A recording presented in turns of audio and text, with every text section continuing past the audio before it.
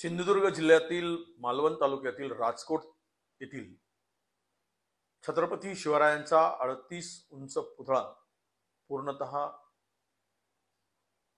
कोलमडून खाली पडला।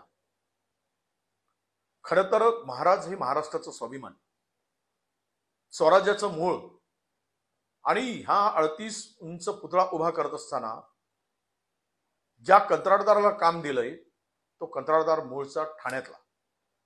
अरे छत्रपती शिवरायांचं काम पुतळ्यांचं उभारणी करताना सुद्धा निकृष्ट दर्जाचं करताय, तिथे सुद्धा तुम्ही टक्केवारी खाताय।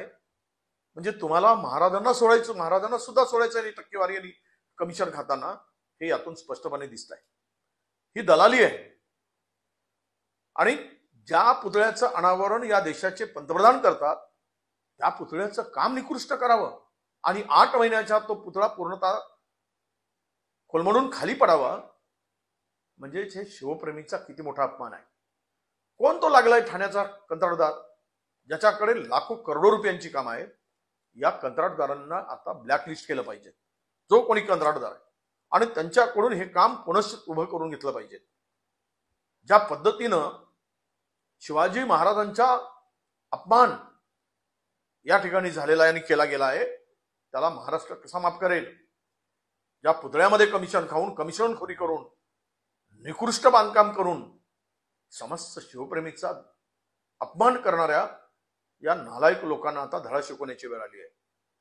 मी आवाहन करतोय, जर तुमच्यामध्ये दम असेल तर त्या कंत्राटदाराला लगेच FIR दाखल करा, त्याला ब्लॅकलिस्टेड करा आणि त्याच्याकडून सर्व काम पुनश्च पैसे वसूल करा, नाहीतर काम पुतळा पुन्हा महाराजांचा उभा करा। ज्या महाराजांनी या स्वतंत्र भारतातले पहिले देशी आरमार कोणी उभं केलं असेल? छत्रपती शिवरायांनी उभं केलं। म्हणूनच आरमाराच्या ध्वजावर सुद्धा छत्रपती शिवरायांचा फोटो लावला जातो।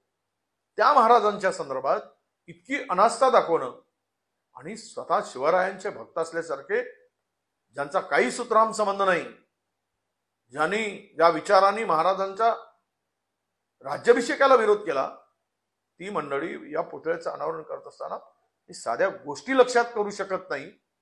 हे राज्याचं आणि देशाचं दुर्दैव आहे। त्वरित कारवाई करून दोषीवर कारवाई झाली पाहिजे, हीच आमची मागणी आहे।